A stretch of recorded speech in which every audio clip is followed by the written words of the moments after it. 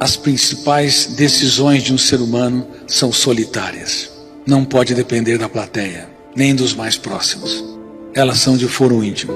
E sonhos têm de estar mesclado com outra ferramenta, disciplina, garra.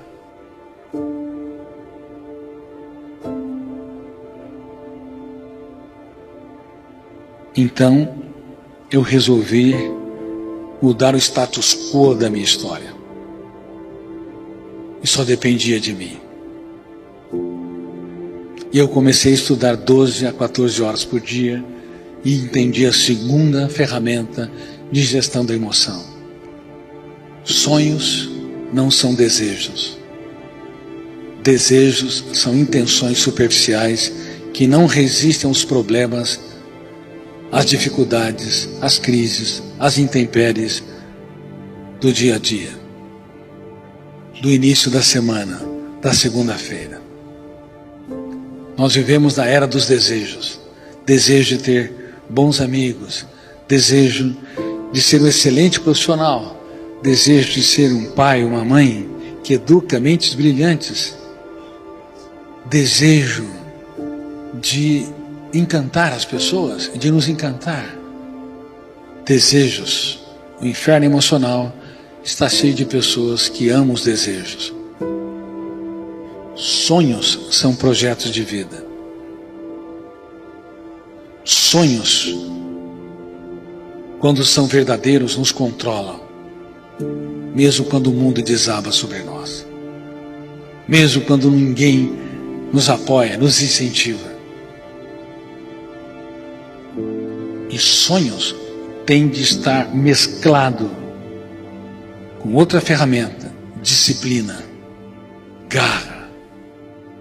Sonhos sem disciplina produzem pessoas frustradas, que nunca materializam os seus projetos. E disciplina, garra, sem sonhos, produz pessoas autômatas, que só obedecem a ordens, que vivem numa mesmice sem fim, encarcerado por uma rotina massacrante. Você tem de unir essas duas ferramentas, sonhos e disciplina, porque se você divorcia-se delas, por mais que você seja culto, inteligente e capaz, você não consegue materializar os seus projetos. Eles se tornam como nuvens, névoas, que se dissipam ao calor do tempo. Então eu estudei 12 a 14 horas, sonhos e disciplina. Eu não entendia quase nada que os professores me falavam. Eu me cansava, meu cérebro vivia esgotado. Mas eu não desisti. Eu quero ser um médico. Eu tenho um sonho de ser um cientista. Eu vou trabalhar por isso. E entrei na faculdade de medicina. Entre os primeiros alunos, tem mais de 1000 alunos. E quando estava na faculdade, quando parecia que o sol brilhava, nenhum acidente poderia me abater, eu que gostava de festas e jantares, vários amigos, era sorridente, um sujeito sociável. No segundo para o terceiro ano, eu passei pelo caos de um estado depressivo e percebi que as lágrimas que não se encenam no teatro do rosto, as lágrimas secas são mais penetrantes e doloridas do que aquelas que são visíveis.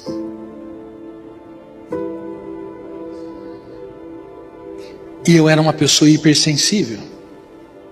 E mais para frente, como pesquisador, como construtor de conhecimento, e não apenas como psiquiatra, fazendo mais de 20.000 sessões de psicoterapia, atendimentos psiquiátricos, atendendo casos graves da minha cidade, da minha região, de outros estados, de outros países, casos muito graves.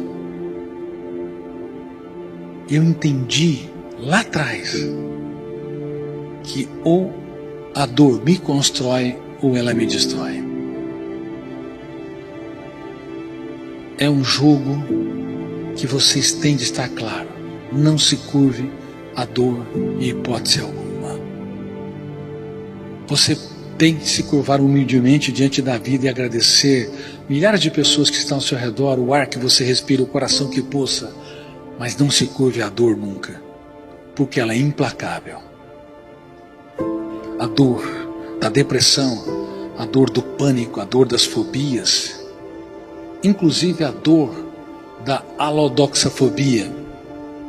Existem mais de 100 fobias que assombram o ser humano. Uma delas é a alodoxafobia. Conhece? É o medo da crítica, da opinião, dos haters. Sem elogios tem menos preponderância e impacto do que um hater. Quando o ser humano ele supervaloriza a opinião dos outros. É importante valorizar? Claro. Supervalorizar é um cárcere. É importante você dar resposta social? Sim.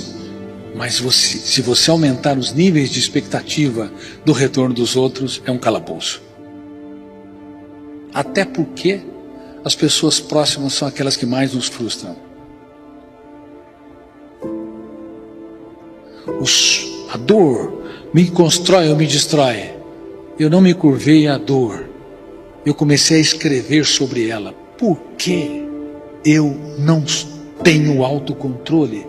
Porque eu sou sociável. Estou angustiado, sem prazer, sem canto. Eu olho para as pessoas, eu vejo elas na rua, as mais simples, com as profissões mais humildes cantando, e não há nada que me alegra. Porque não tenho gerenciamento dos meus pensamentos perturbadores? O que são esses pensamentos? Qual a natureza deles? Eu me lembro que eu já fazia perguntas corretas sobre essa fronteira complexa da ciência, o mundo dos pensamentos. E por que o mundo dos pensamentos é a última fronteira da ciência? Porque tudo está ligado aos pensamentos. Toda a construção científica são pensamentos. Toda a arte advém dos pensamentos. As relações humanas não existiriam sem os pensamentos. E a emocionalidade também. Sem os trilhos do pensamento não há consciência do objeto amado, do objeto que causa encanto, do sujeito que me causa tristeza, angústia, ansiedade. Sem os pensamentos você não define nem quem você é. Você não existe para si mesmo. O mundo inexiste. Você é um átomo errante. Então eu perguntava, o que é o pensamento? Que natureza, como ele se constrói? Por que eu não tenho um mínimo controle sobre eles? Eu escrevia mais uma vez. E eu me lembro que no 6º ano de medicina, eu ficava 4 horas por dia numa sala lúgubre, fria, cheirando mal, milhares de caixas de remédios, amostra grátis como lixo, lá no diretório acadêmico. Ninguém entendia por que eu, com aquela máquina Olivetti, estava fazendo, o que eu estava escrevendo? Estava escrevendo sobre o funcionamento da mente. Mas o médico deveria estudar fígado, baço, rim, pulmões, coração, e não se preocupar com o funcionamento da mente. Mas a dor se tornou minha mestra. Eu não me curvei a ela. E depois que eu comecei a escrever sobre o psiquismo humano, depois que eu comecei a explorar, mesmo que estava perdido no emaranhado de dúvidas, eu nunca mais parei.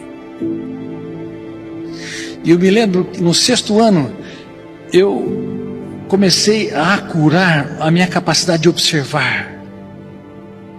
Então, para ser um pensador, não basta usar a arte da dúvida, não basta usar o pensamento antidialético, não basta aprender a correr riscos dosados para executar os seus sonhos, nem usar disciplina com esses sonhos.